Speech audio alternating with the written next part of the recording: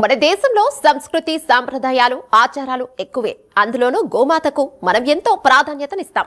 మన పిల్లలతో సమానంగా ఇంట్లోనే ఆవులను పెంచుకుంటాం. కాలక్రమేణా గోవుల పోషణ నేటి ఆధునిక తరానికి భారంగా మారింది.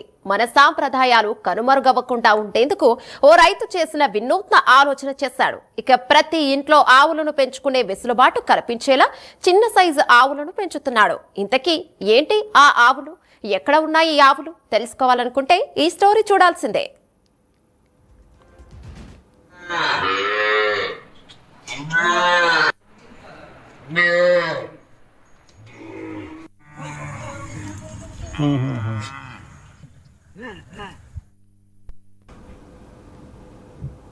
హిందువులు ప్రత్యక్ష దైవంగా కొలిచే దైవం గోవులు. అటువంటి గోవులను ఇంట్లో పెంచడం ఇప్పుడు భారంగా మారింది.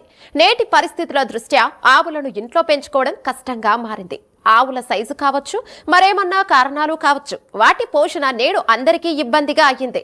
అందుకే ఇంట్లో వాటిని పెంచడం మానేశారు. ఈ పరిస్థితికి ఓ రైతు ఫుల్ స్టాప్ పెట్టాలనుకున్నాడు.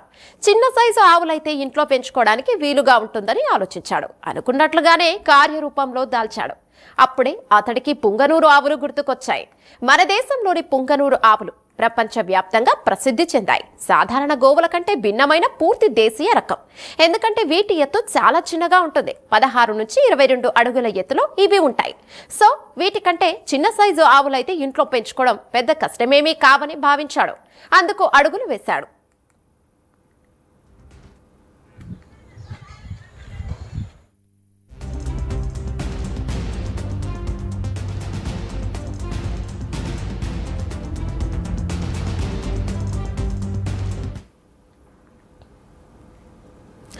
సాధారణంగా ఆవులు ఎంత పొట్టివైనా కనీసం 5 అడుగుల ఎత్తైనా ఉంటాయి. అదే పొట్టి జాతులుగా చెప్పే పుంగనూరు ఆవులు మాత్రం 3 అడుగుల ఎత్తు వరకు కనిపిస్తాయి. కానీ కాకినాడ జిల్లాలో ఉన్న లింగంపర్తి నాడిపతి గోశాలలో మాత్రం అంతకన్నా చిన్నగా ఉండే బుజ్జి ఆవుల్ని, ఎద్దుల్ని చూడొచ్చు. చూడ్డానికి అచ్చం బొమ్మలాగే కనిపించే ఈ మినియేచర్ ఆవుల్లో ఎన్నో రకాలు ఉన్నాయి.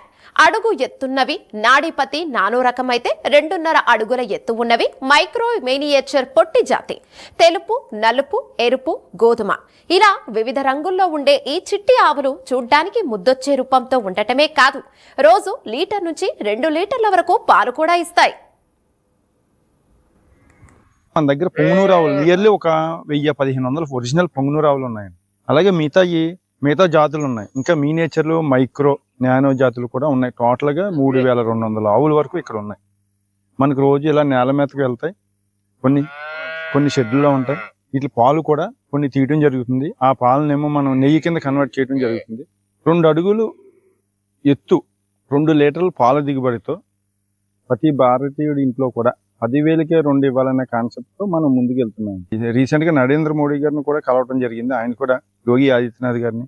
ఇంకా చూస్తే పెద్ద పెద్ద విఐపీస్ చాలా మంది కూడా మన ఆవులని, ప్రతి సీఎం ఇంట్లో కూడా ఇప్పుడు మన ఆవులతో ఉన్నాయి. అంటే వీటితో చక్కగా ఎంజాయ్ చేస్తున్నారు. మన దగ్గర పొంగునూరు ఆవులు నియర్లీ ఒక 1000-1500 ఒరిజినల్ పొంగునూరు ఆవులు ఉన్నాయండి. అలాగే మిగతా జాతులు ఉన్నాయి. ఇంకా మినియేచర్లు, మైక్రో, నానో జాతులు కూడా ఉన్నాయి. టోటల్గా 3.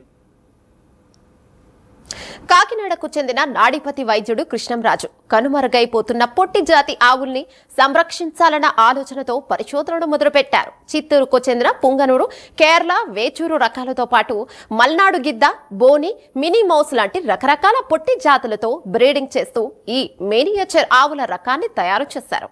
దాదాపు 3000 ఆవుల్ని దఫదఫాలుగా బ్రీడింగ్ చేస్తూ ఈ మైక్రో, నానో పొట్టి ఆవుల్ని, ఎద్దుల్ని సృష్టించారు. పుంగనూరు ఆవులు మొత్తం 112 రకాలు ఉండేవని, వీటిని పూర్వం వశిష్ఠుడు, విశ్వామిత్రుడు వంటి వాళ్ళు పెంచుకునేవారు. కాలక్రమంలో పుంగనూరు గోవులు స్థిరపడ్డాయి. వాటి నుంచే మినియేచర్ గోవులు వచ్చాయని రైతు కృష్ణంరాజు తెలిపారు. ప్రధానమంత్రి మొదలుకొని వివిఐపీలు అందరిళ్లలో ఈ ఆవులను పెంచుతున్నారు.